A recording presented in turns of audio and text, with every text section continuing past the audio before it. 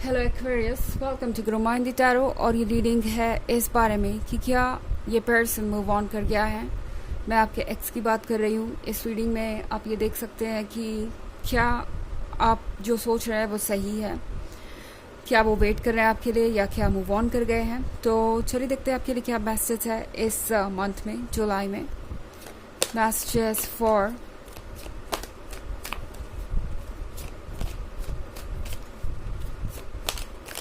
Aquarius.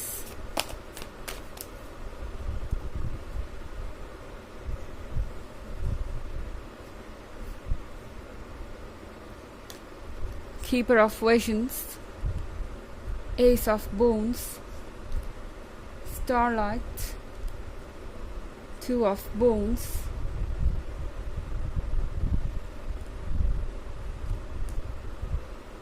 Keeper of Bones. Okay.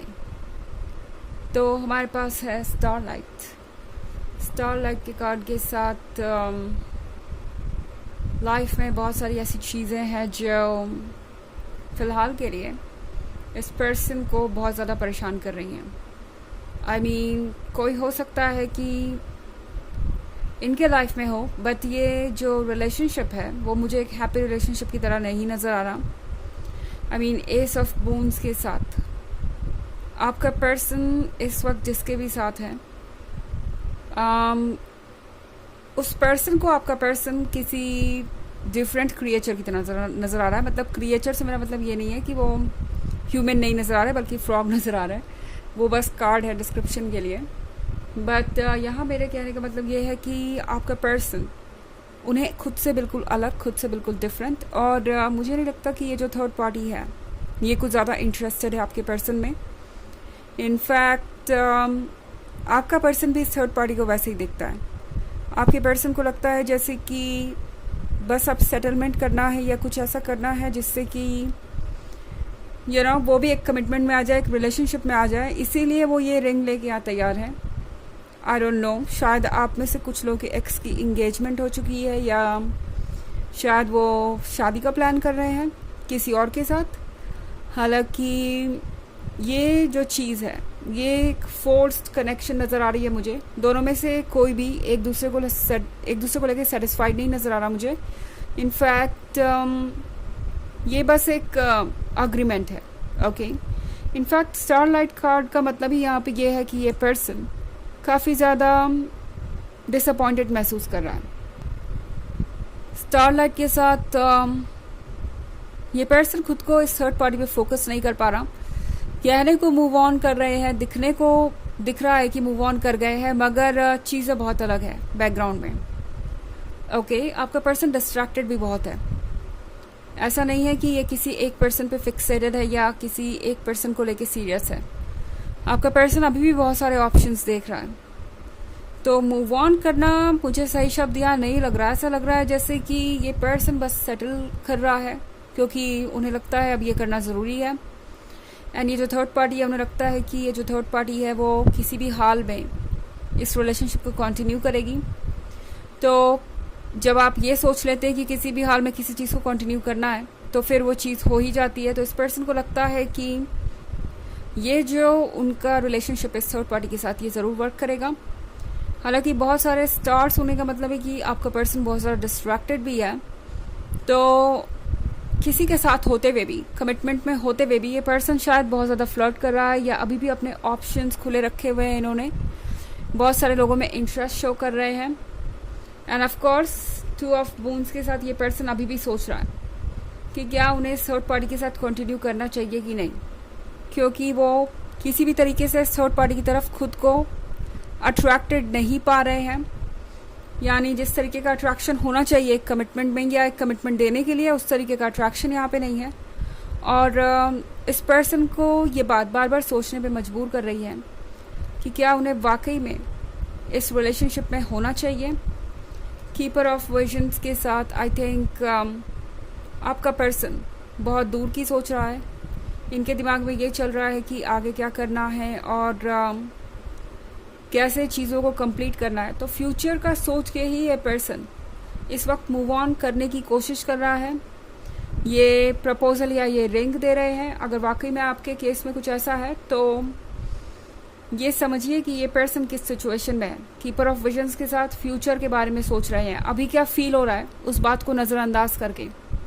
Okay, keeper of Boons के साथ इस पर्सन को लगता है कि इस थर्ड पार्टी के साथ रिलेशनशिप आसान होगा, क्योंकि ये थर्ड पार्टी उनसे कुछ ज़्यादा एक्सपेक्ट नहीं करती और इस थर्ड पार्टी के अंदर उतना स्ट्रॉन्ग सेल्फ एस्टीम नहीं है जितना आपके अंदर था।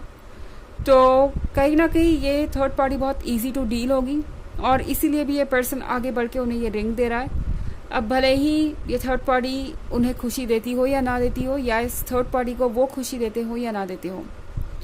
हालांकि ये एक जनरल रीडिंग है तो ये सबसे रेजोनेट नहीं करेगी, एनर्जी रिवर्स हो सकती है अगर आप क्रॉस वॉचर हैं। इसके अलावा अगर आप पिछले वीक की रीडिंग या ईयरली रीडिंग देखना चाहे फर्स्ट क्वार्टर, सेकेंड क्वार्टर और फोर्थ क्वार्टर की, तो उसका लिंक आपको डिस्क्रिप्शन बॉक्स में मिल जाएगा हमेशा की तरह। चलिए आगे बढ़ते हैं।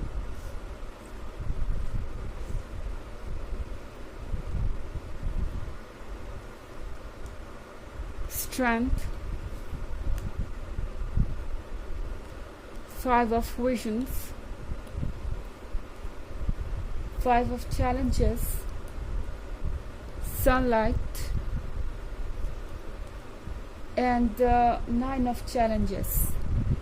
तो यहाँ पे स्ट्रेंथ का कार्ड है।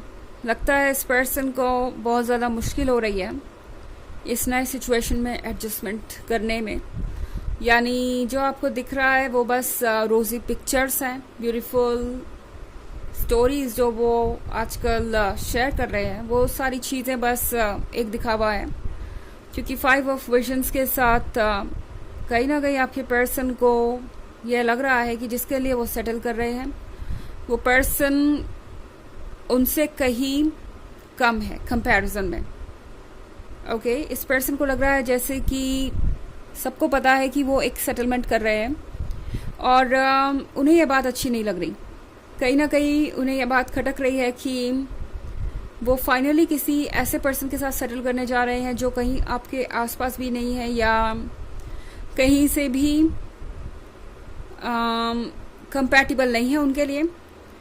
5 ऑफ चैलेंजेस के साथ ये पर्सन बहुत फ्रस्ट्रेटेड भी महसूस करता है। कभी कभी उन्हें लगता है कि जैसे उन्हें इस आइडिया को ड्रॉप कर देना चाहिए, इस पर्सन के साथ रिलेशनशिप में रहने का ये जो भी उनका फैसला है उसे बदल देना चाहिए, पर ये कुछ कर नहीं पा रहे फिलहाल।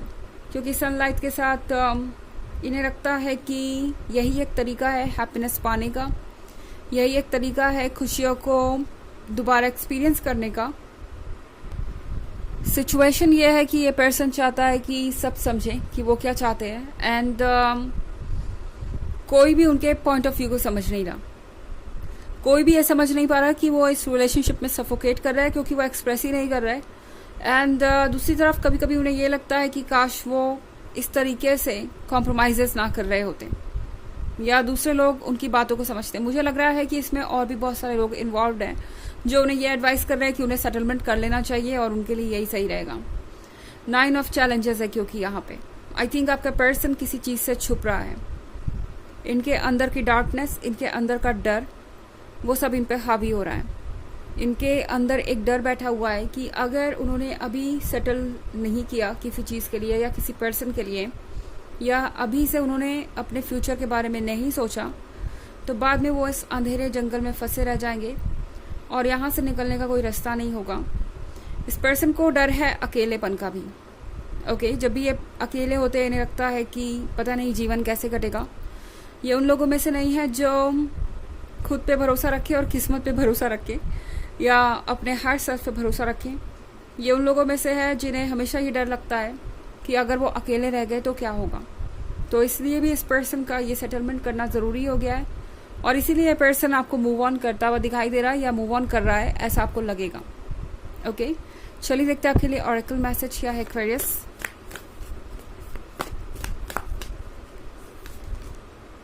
Trust the niggle, what is niggling feeling trying to tell you.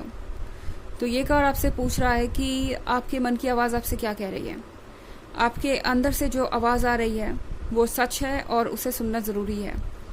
जो कुछ भी आप फील कर रहे हैं वो यूं ही नहीं फील कर रहे हैं, उन फीलिंग्स का भी कोई मतलब है। वो फीलिंग्स मैसेज है आपके लिए यूनिवर्स का, ओके, जिसे आप पढ़ के ये समझ सकते हैं कि इस सिचुएशन में चल क्या रहा है, क्योंकि ये पर्सन आपसे एनर्जेटिकली कनेक्टेड है और जितना अनकंफर्टेबल आप फील कर रहे हैं, ये जो चेंजेस हो रहे हैं उनको देखकर या उनको जानकर, उतना ही ये पर्सन अनकंफर्टेबल फील कर रहा है इस नई सिचुएशन में। उन्हें भी एडजस्टमेंट में बहुत सारी प्रॉब्लम्स आ रही हैं।